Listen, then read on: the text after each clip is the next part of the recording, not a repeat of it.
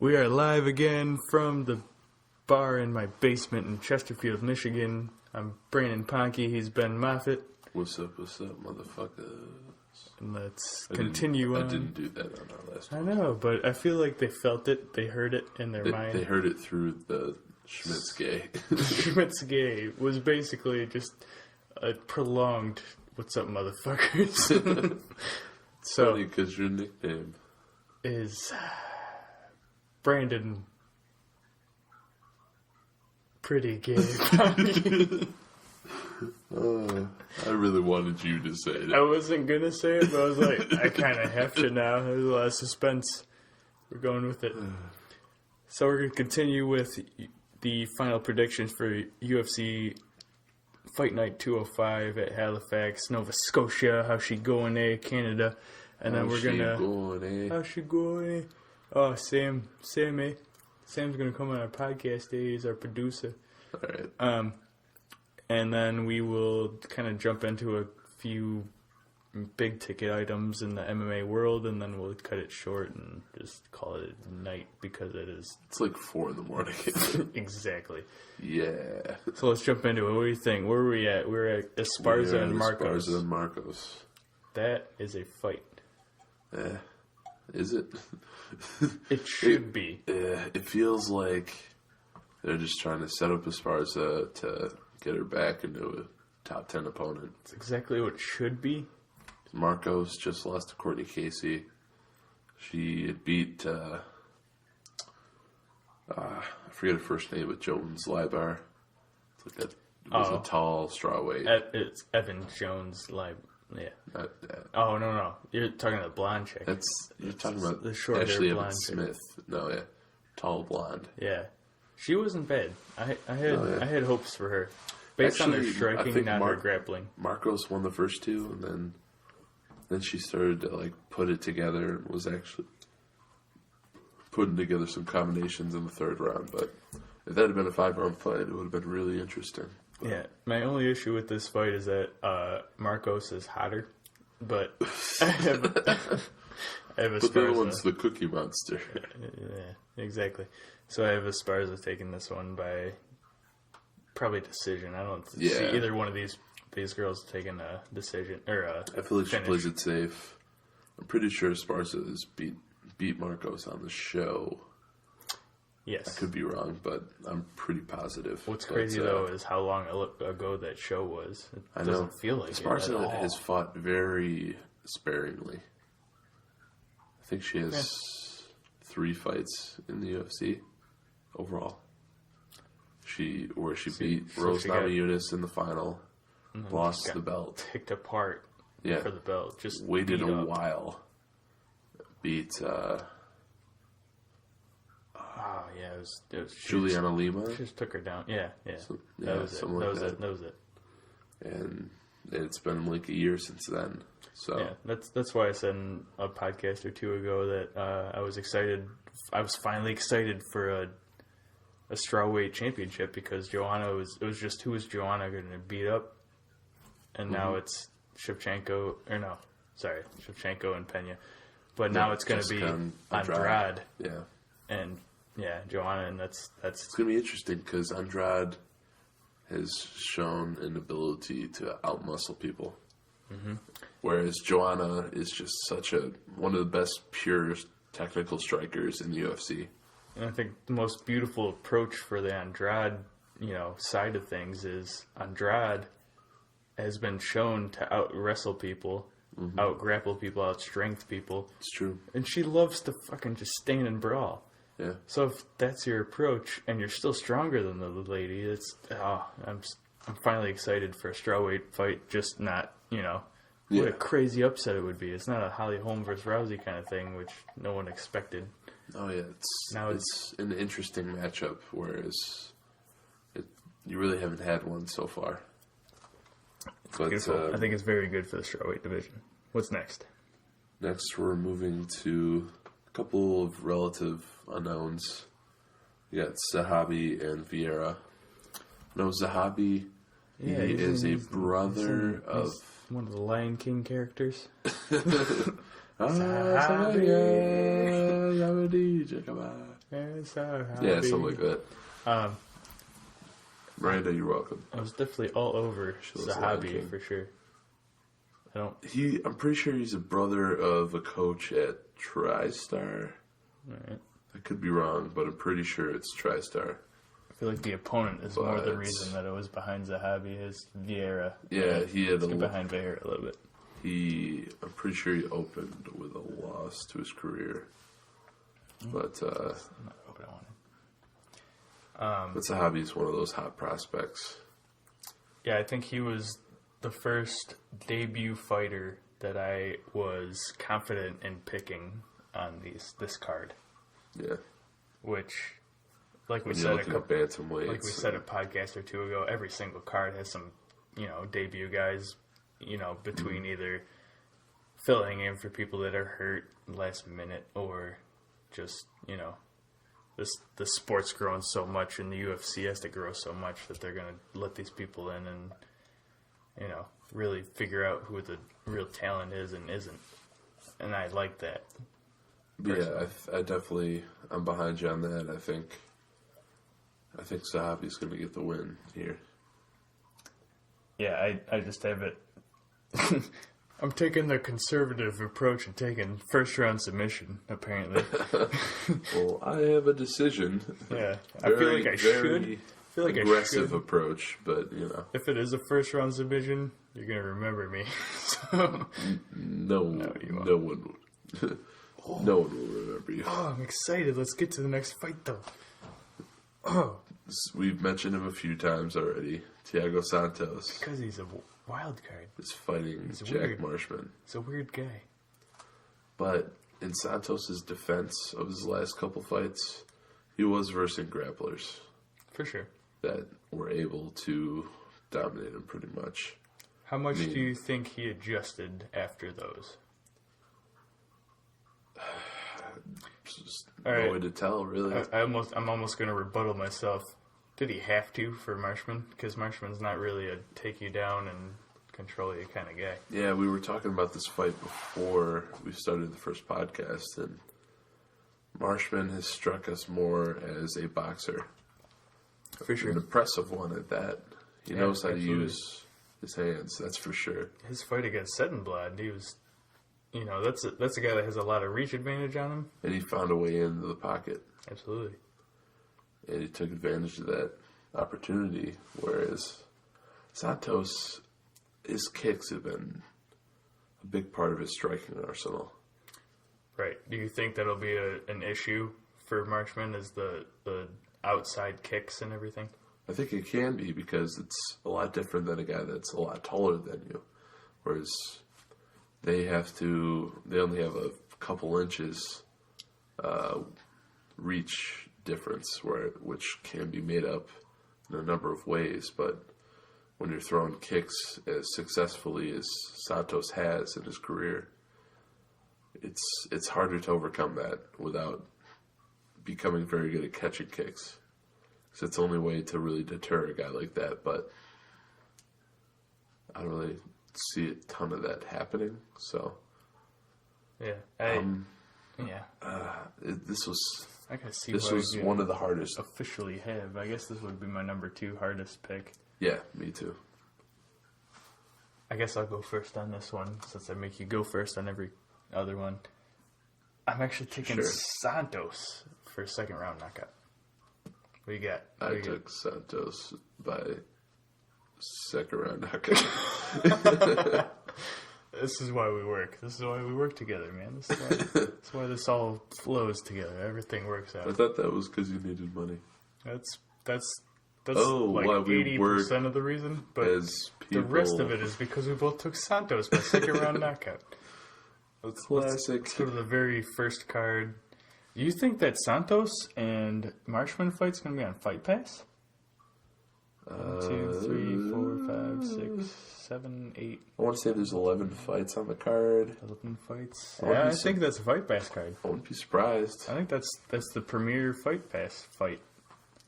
You guys better get Fight Pass. Plug for Fight Pass. If you don't already have that. It's helpful because you can watch a lot of older fights as soon as they put them up. Did you hear the story that they want... Of the Muffin Man? Do you know the Muffin Man? He lives on Drury Lane. It is Drury Lane, which is weird because Drury's kind of sketchy. True. Especially around us. But it's a real story that they have told real fighters and real fighting camps that they will no longer disclose fight filmography to them. They told them, we won't give you any tapes of previous fights of your opponents. You have to buy Fight Pass. That's a thing. Serious? They've told camps and fighters they have to get Fight Pass because they won't just give them free fight tapes. Fuck off. Right? They're employees. Right? I kind of like it. I honestly kind of like it.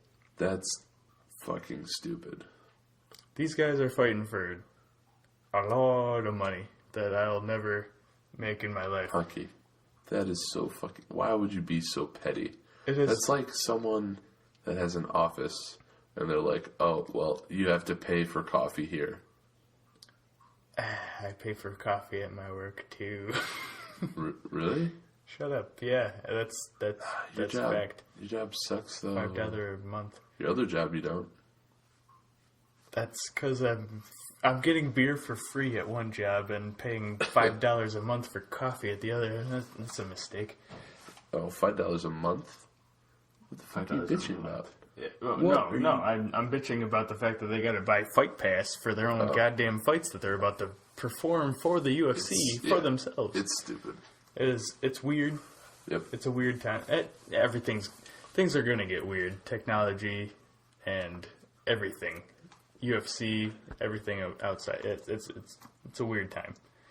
But let's get to at the this last point, fight. let's go to the last fight. I don't even know how to fucking say this name. Janice. It's probably Jane's. Chandler Bing. Alright. And then, honestly, it's easier to... Meerkat. Yeah, Meerkat. Jesus Christ, So the first fight of the night. There's a couple of guys that you can't pronounce. Who do you have at the couple of guys you can't pronounce fight? I have Meerkat, second round submission. He's shown an ability to wrestle and grapple, and Janice has done nothing, so... You know what's interesting? Is I won't even... Meerkat by submission, second round. And I took Janice by decision because Janice... You're an idiot. Probably that, but mostly because Janice, he showed me more dominance against his, early opponents, which you can't compare to anything to do with the UFC. Okay. Meerkat didn't impress me in his last fight, and that is why I'm taking Janice to upset him. Not finish him, but upset him. I'm glad that we're picking against each other. So I can catch up. You kind of have to, because after this podcast, it's an agreement fest. I don't even think we're picking the same goddamn fighter in the main event still, and we're doing a podcast together. Well, that's the point, right? Yeah. Have a little controversy, we're mixing it up. Well, go fuck yourself. So I'll punch you in the face. So what? so he's much bigger than me. What else in the world of MMA? Let's take a shift. Take a shift. We've gotten through the whole card. We've given you our thoughts. Let's move on to the world of MMA. I think we need to start with the fight card that's right before this one. Yeah, I'll go a little bit. Let me just plug since we just did all of our predictions and stuff. Our predictions and plugs and predictions based on round and finish. Please try and combat with us, which you can't, on the button 2017 at UFC.com/pick'em, because you know, it really feels better for us in our souls to just destroy people that think they can, you know, compete with us. I really am gonna feel sad when someone comes in and gets every fight right. Yeah, but then they're gonna be a robot, and we're gonna discredit them for everything they do in their life. So, but if you think you can get on the message boards. If you think you can get 11 out of 12, that would be interesting. That would be real interesting because then we might believe you as a real non-robot threat. Yeah, there. Sure. Yeah, why not? But after the plug, let's move on. A fight that I'm really curious about. I don't pay much attention to Bellator, but the Matt Mitrione Fedor Emelianenko fight is very interesting. It's so interesting. Let's explain why it's hard for us to plug for Bellator. Yeah. I think we agree. We haven't really talked about it, but I feel like we agree that we want the UFC to remain the number one. Yeah, everyone's talking, is the Bellator closing the gap? It's not. They'll never close the gap. No. And, I don't want them to. I don't think there should be two major promotions that are pretty much side by side. I think you gotta have a best and you gotta have a second best. It would be like saying, well, the Griffins are doing real good. We're from Michigan. So, you know, the AHL, it's almost as good as the NHL. It's the same thing. Just see who's doing what. No, fuck that. You got to make it to the elite of the elite, and the UFC is the elite of the elite, and we want to keep it that way. And honestly, if you want to continue with that argument that Bellator is only making their elite of the elite fights with ex-UFC fighters. The top 4 fights on this Fedor card... never fought in the UFC. Who's he fighting? Bitch. Who's he fighting? Yeah, you know what? Who's he fighting at 38 years old versus 40 years old? Mitt Matrione. He's 38 years old. Fought in the UFC for 3 fights. What a eye gouge fest he had with Travis Brown in his last fight. That was hard to watch. That's a weird fight. Go back to it. It's not as bad as it felt like when you first watched it. Yeah, but it definitely... I thought it changed the... Still bad. I thought it changed the tone. I think it might have been one of the number 1 fights that affected the new rules, where the extended fingers became such a big deal. Yeah, I believe that.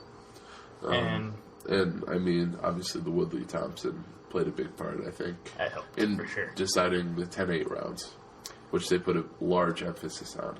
Yeah, which might lead to some more draws, which people might not like.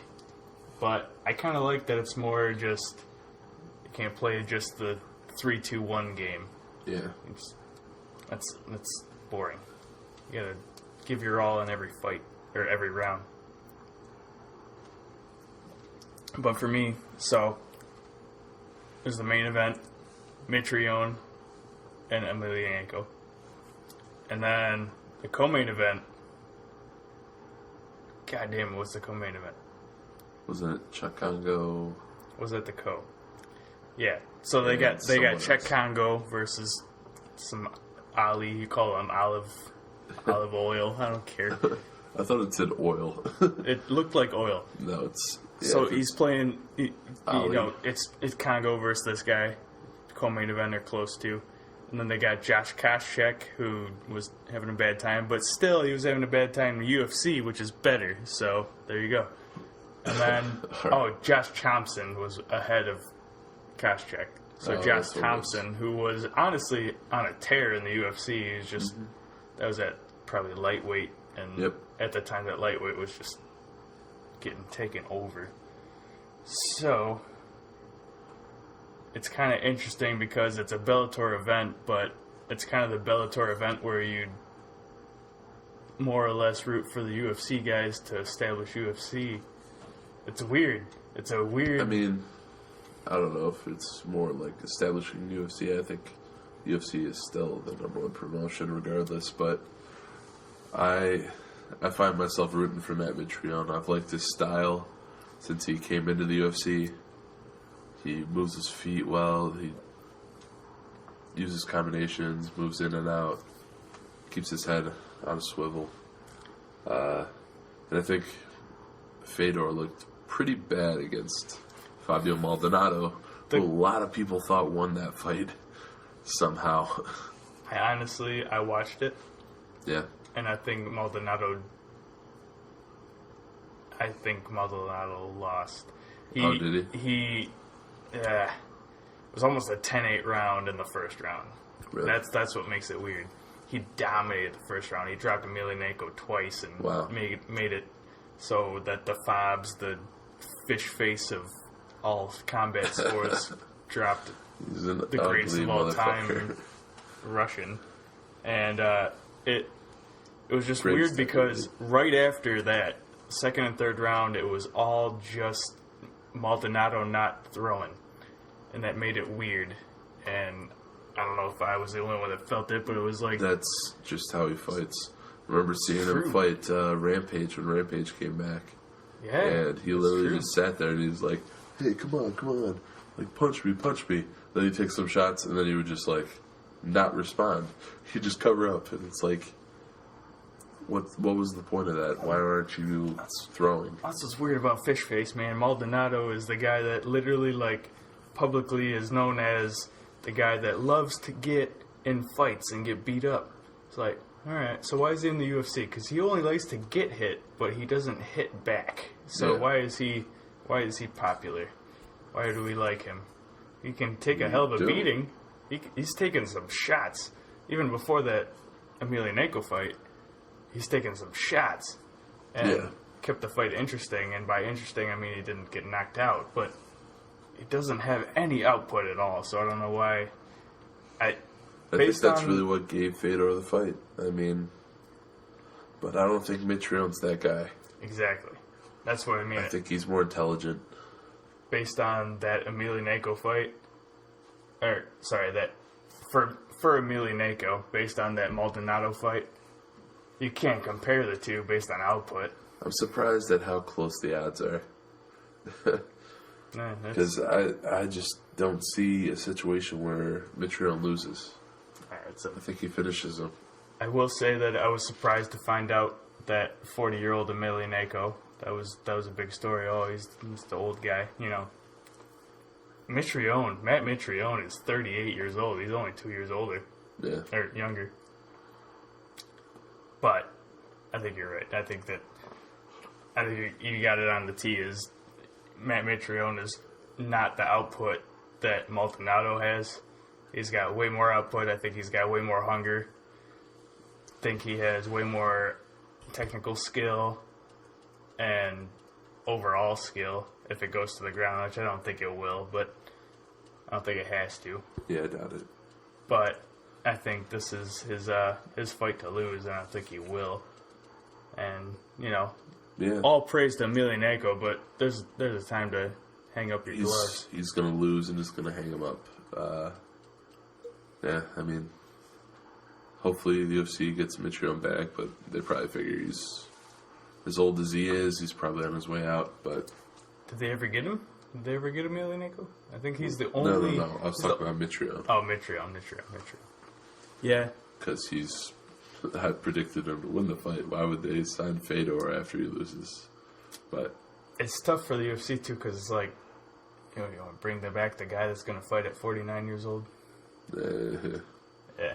I mean, Dan Henderson, I think he's the man. You and I fell for him because he picked apart a few fighters, and then he was so eloquent in his post-fight interviews that he was kind of made us fall for him. Incredibly articulate for a fighter. Especially at heavyweight. You don't see a lot of that. That's really how Conor came to prominence. For sure. His ability to talk intelligently and his ability to back that up. Because everybody can rant, but there's certain people that entertaining style put sentences together. And So, but let's awkwardly transition into GSP. Yeah, we both got Mitrione, obviously. Oh, and then one thing I where don't think that fight's as close as the odds have it. So it might be a money day if you want to. Oh, I put quite a bit on that fight. Yeah, I did too. And Put like $30 on Mitrione. honestly, if a lot of people put money on Mitrione, we're gonna get some backlash. But Ooh. if Emelianenko gets, it feels like if Emelianenko gets that fight, it should have been worth more than what it is. But Yeah, well, what about GSP? What I was just bashing him like a minute ago how the UFC didn't want to pay him because he wasn't as entertaining. Well, it's a weird But situation yeah, for every I think every they're weight at class. a point where, especially with Conor having an extended absence, they're looking for guys that can carry pay-per-view cards. And the best guy to do that, or one of the best guys to do that in his prime was GSP. Yeah, especially recently, I went back and watched his wars with that would be Matt Hughes back in the day, where he lost the first title shot and then came back and just picked Hughes apart and knocked him out. Took that belt and then just ran with it. It's weird though. This is not the UFC of 2008. It's a different time. Last time he fought was 3 years ago. It is. The Johnny Hendricks fight, which was a great fight. Controversial. Which I thought Johnny Hendricks won by. Which I think But a lot of people thought shouldn't dwell on that. Hendricks won. So, what about the matchup after that? So after that Yeah, fight, it's intriguing because the UFC's come out and said that GSP is interested in fighting anywhere between 155 and 185 pounds. But obviously, welterweight was his king. He was the kingpin in welterweight, and there's a lot of options for him. I think it's funny that people still bring up Anderson Silva, but it's like Anderson Silva didn't even beat Derek Brunson. Yeah, he didn't. You know? He did not. You're right. He didn't. He didn't highly earn the disagree shot. with that. He didn't earn the shot at GSP, let alone earn just the win. Yeah. Yeah. So let that go. GSP. I don't know why that's letter C on the pick. Yeah, exactly. Jesus. But GSP. I still am pretty confident that it's going to be Nick Diaz. Nick Diaz has recently been released from his suspension. It's been uplifted, and he's been looking for a fight, but the UFC has not given him the money fight that he wants. So I could really see GSP wanting, to shut this guy up and also make a quick buck while he shakes off that ring rust. So you're seeing the last fight for both fighters as the ideal fight for both fighters. Yep. What about Nick Diaz's? Well, Nick Diaz, his last fight was Anderson Silva, but that's right, where he was doing a lazy boy. He laid down in front of him just to say, "Hey, come on, man." But Anderson definitely controlled that fight. It's interesting. There's a lot that we don't know going in to what GSP wants, really. Because I think at this point they're going to give him his choice. Yeah. Anyone but Conor. I see that. The guy is coming off he hasn't lost in 12 straight fights. And I feel like he's going to want to try and go get that welterweight title back. Which is that's why I find it to be the worst timing for him to try and come back, is because that whole welterweight division is in disarray. Well, they have to do that rematch, and that's coming up already with Thompson and Woodley. It's not as bad as the heavyweight division. Well, it's not as bad as the middleweight division, you could argue. So Touché. everything's kind of crazy, because I'll make this argument now. I think the UFC is at the point where the talent level has gotten to the point where no belt is safe. Nobody is going to defend the belt for a long time. That's not going to happen anymore. It's like a great thing and a bad thing that they're, I want to say competitiveness, but how close each division is to each other.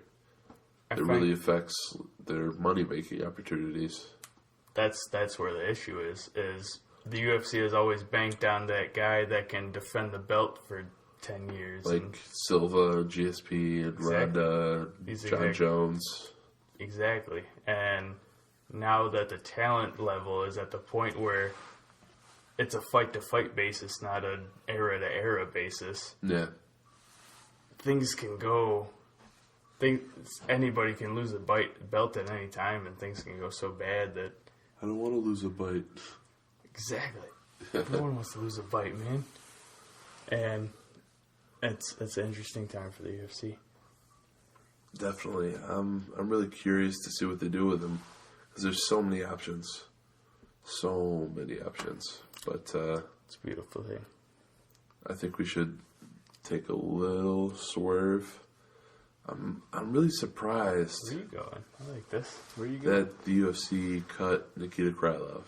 That upsets the fuck out of me. I'm glad you went there. He lost one fight to an up and coming fighter. And what's his last 4 who fights? Also does not have a contract. What's his record in his last 4 fights? In his last 5 fights, he was 4-1. He was on a 4-fight win streak. Damn it. And he loses one fight and they cut him. And against... In one of the thinnest divisions in the UFC. Light heavyweight, which used to be the most prominent, but now for sure. It's been a while since then.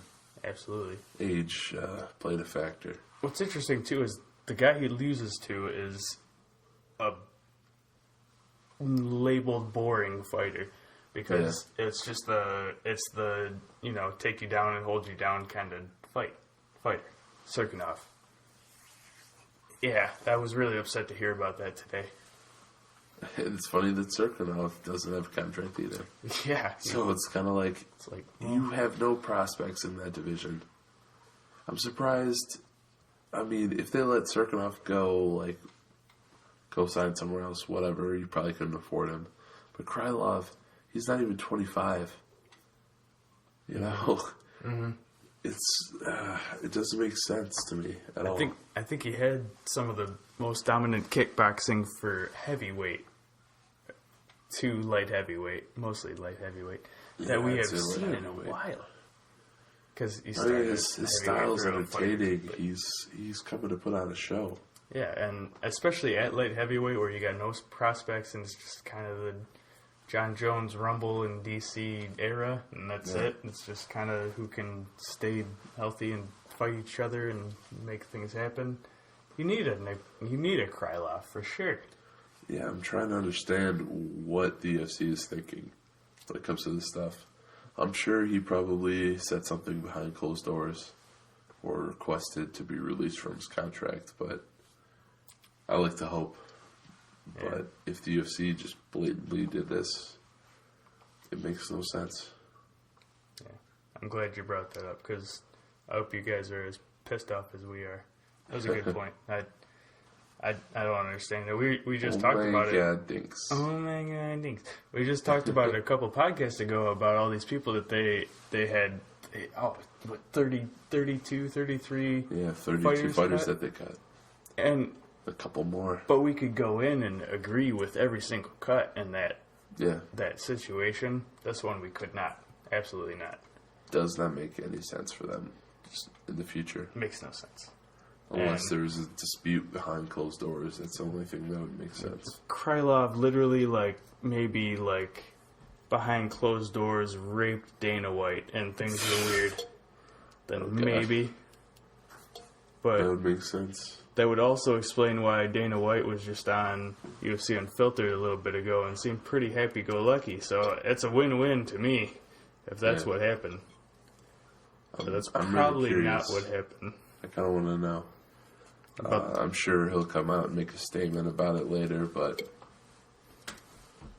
at this time I kind of also want to talk about Cyborg.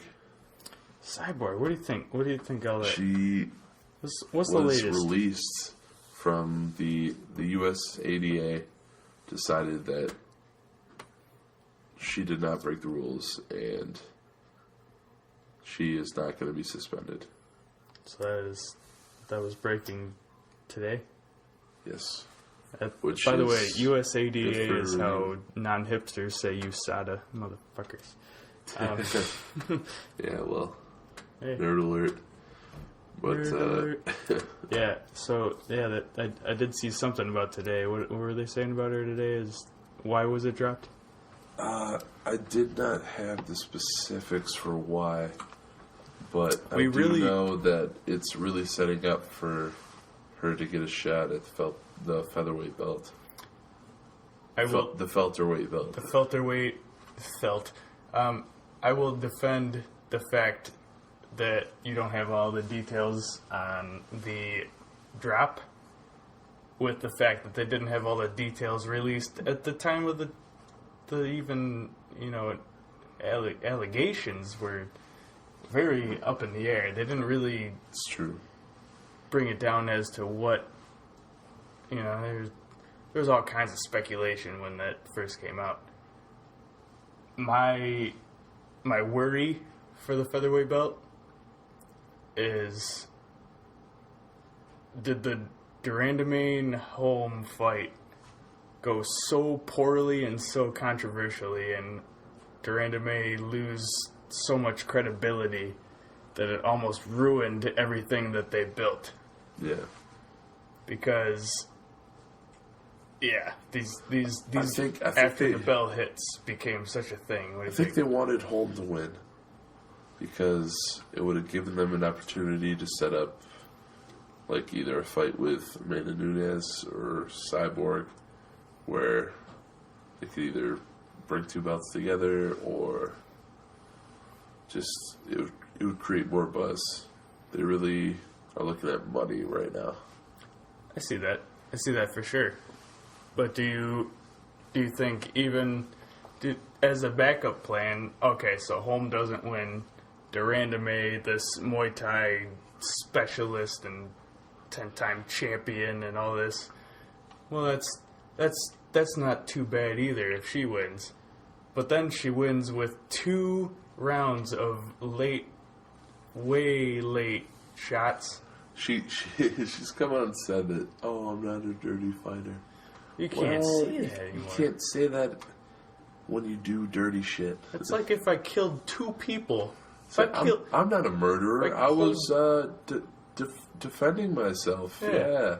Twice. I was defending myself in cold blood on their property.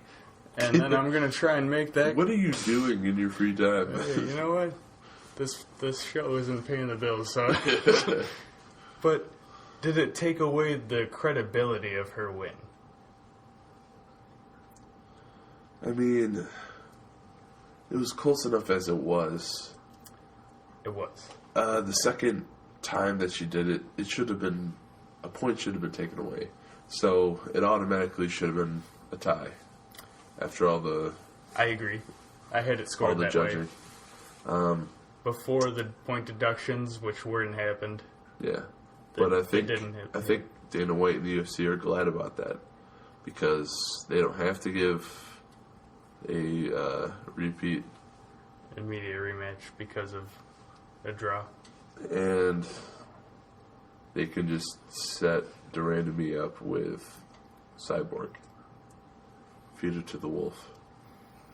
I could see that.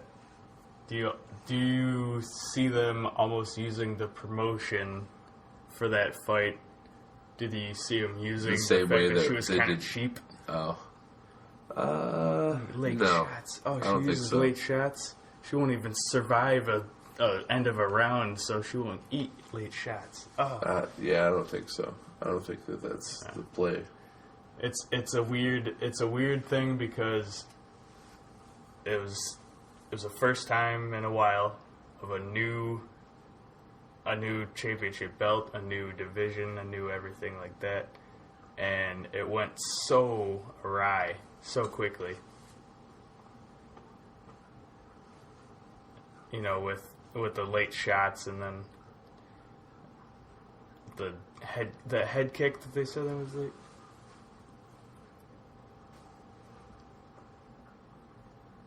Okay. Okay. I don't even know what he was doing. But, yeah, Durandamain, I'm pretty sure that she thought Holly Holm kicked her when she was down, but as I mentioned in our show with Tony, that she had put both hands down, but also brought one up. And when you put a hand down from standing, it leaves you open to any number of shots. As long as it's just one hand. So there was no reason for... There's no justification for Duran to be there. Yeah, I'm not trying to make you repeat yourself. I'm just trying to point out the fact that... I'm just trying to point out all the bullshit that people are saying. Yeah, but also Duran's trying to justify that she's not a dirty fighter, and I'm a real champion, and blah blah blah blah blah. But show me something. Prove it. Yeah, like shit. You can't do that shit twice in one fight and expect people to just respect you. And I did agree with the fact that the point Tony made and Gotti on that podcast, those other two. I think they know who Tony is. And, Tony quoted Dana White saying, you're fighting the judges too. Yeah. I agree with his point that you don't... Just because you're in this fight and, maybe somebody made this bad judgment call... Yeah. If this referee didn't take away a point, you can't rely on that stuff. Michael Bisping took a flying knee to the face. And he still found a way to come back and win when he definitely should have. There should have been points. There should have been a disqualification. Sure. Well, that's debatable. Okay. Okay. My disqualification argument is because a shot like that changes a fight. You can't deny that. And you also, it did happen before the bell. It was Michael Bisping's fault. That's because That's true. I agree. You cannot rely on the ref to stop the fight to give him his mouth guard. That's just not how it goes. You're right. I mean, he should have been protecting himself because the fight was still going on. I can't blame Herb Dean on that. Really can't. You're totally right on that one. That was a bad situation. What about... All right, let's go back. So Holm hears that bell, drops her hands. It's the end of the fight. She stops throwing. Then she eats punches on 2 straight rounds. Is that worse? Because both of those shots were after the... No, it's definitely worse. Because Silva, it was literally... During the fight still. During the fight. It was like... Basically, it landed as the bell rang. So there's no reason...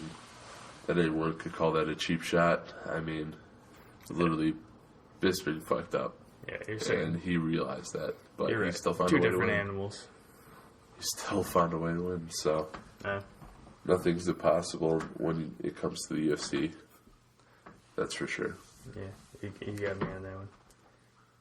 I think this has been a beautiful couple of podcasts, but we won't know until tomorrow. Yeah, we won't know until we're sober. Yeah. It's been fun. It's been fantastic. We'll see how it is tomorrow, but thanks for listening. Yeah, we appreciate you guys. And enjoy the fights on Sunday, not Saturday. Sunday at 9 o'clock, not 10 o'clock for main card. And if you feel so inclined, tune in for Mitrione and Fedor. Yeah, that's tomorrow night. Hit us up on Facebook. It's on the button. Surprise, surprise. Yeah. Name of the show. Can't believe we got that on Facebook. That's exciting. We also got the YouTube channel. Which we have a few links on that Facebook page. So you can always start there, work your way through every other way to hear us. Yeah. Just listen outside, maybe open your window and see if we're talking loud enough. Probably. We gotta give a shout out to your little brother, Sam Moffat, making all this stuff. Our executive producer. Executive producer. We're just the lazy fucks that are just talking on mics. So we'll bring him on in a couple weeks. Yeah, when he gets home from college, man. Until then, I'm Ben Moffat. This is Ben and Ponke. Thanks for listening. See you guys. You motherfuckers. Motherfucker.